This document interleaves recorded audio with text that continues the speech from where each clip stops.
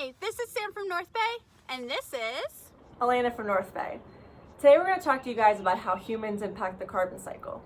As you know, the carbon cycle is a biogeochemical cycle where carbon is exchanged among the biosphere, geosphere, hydrosphere, and the atmosphere of Earth. And you know humans play a role in these cycles. Carbon is one of those elements that makes up our bodies. We also consume carbon when we eat plants and animals, and we even breathe it out. We're going to get into how humans impact the carbon cycle in many other ways, and they're not always positive.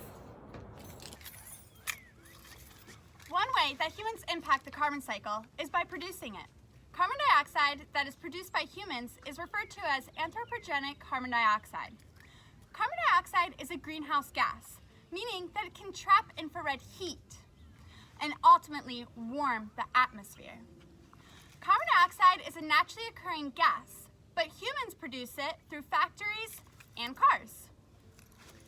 Humans produce carbon dioxide by burning fossil fuels. Back to you, Alaina. Another way humans produce carbon is when we farm. Carbon dioxide can be stored in soil, so when farmers plow their fields, they turn up a new layer of soil which can release large amounts of carbon that were trapped inside. This carbon that was under the soil is now released into the atmosphere, where it will absorb heat and contribute to warming. On the bright side, a lot of farmers have learned new methods to reduce carbon emissions when they farm. Some farmers have taken action by deciding not to plow their fields. This is called no-till farming, and they can still grow healthy crops even without plowing. The U.S. is the world's third largest cement producer in the world. Cement is the source of 8% of the world's carbon dioxide emissions. In creating cement, limestone and clay are extracted, crushed, and mixed with other materials such as iron or ash. The material is heated and split into calcium oxide and carbon dioxide. Calcium oxide then goes through some other processes and becomes cement, but the CO2 is released into the atmosphere. So we just learned about a couple different ways that humans produce carbon dioxide, and we know carbon dioxide is a greenhouse gas that can contribute to climate change.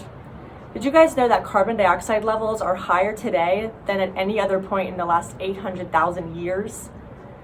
During the Industrial Revolution, the need for mass-producing goods increased, so the production of fossil fuels significantly increased as a result of more factories being used. This created mass amounts of carbon dioxide being released into the atmosphere.